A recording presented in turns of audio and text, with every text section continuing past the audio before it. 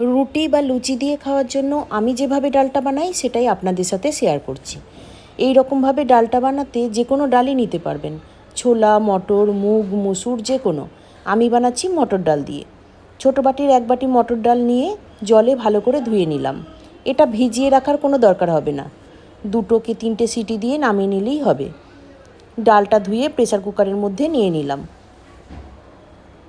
সঙ্গে ডালটা সেদ্ধ হওয়ার জন্য বেশ খানিকটা জল দিয়ে দিলাম, আর সাথে একটা আলু একটু বড় সাইজের করে কেটে নিয়ে নিলাম।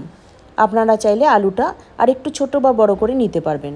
2টো কাঁচা লঙ্কা ভেঙে দিলাম, 2টো গোটা কাঁচা লঙ্কা দিলাম, 2টো তেজপাতা, আর এর সাথে পরিমাণ মতো নুন, হলুদ, লঙ্কা গুঁড়ো, জিরে গুঁড়ো আর অল্প করে আদা কুড়িয়ে দিলাম। সব একসঙ্গে মিশিয়ে নিয়ে 2টো সিটি দিলাম। ডালটা সেদ্ধ হয়ে এলে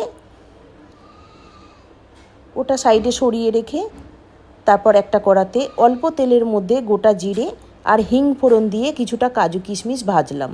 বাড়িতে যদি নারকেল থাকে তাও কুচিয়ে দিতে পারবেন। তারপর ডালটা ঢেলে দিলাম, আর স্বাদের জন্য দিয়ে দিলাম চিনি। নামাবার আগে 1 চামচ ঘি দিয়ে দিলাম। ঘিয়ের বদলে বাটারও দিতে পারবেন। আর এটার সাথে খাওয়ার জন্য বানিয়ে নিলাম লুচি। বাড়িতে সবজি না থাকলে এই রকমভাবে মাঝে মধ্যে ডাল বানিয়ে নিতে পারবেন, খুব তাড়াতাড়ি হয়ে যায়। সাথে কিছু সবজিও দিতে পারবেন। বানিয়ে জানাবেন কেমন লাগলো, আর ভালো লাগলে অবশ্যই লাইক, শেয়ার, কমেন্ট করবেন।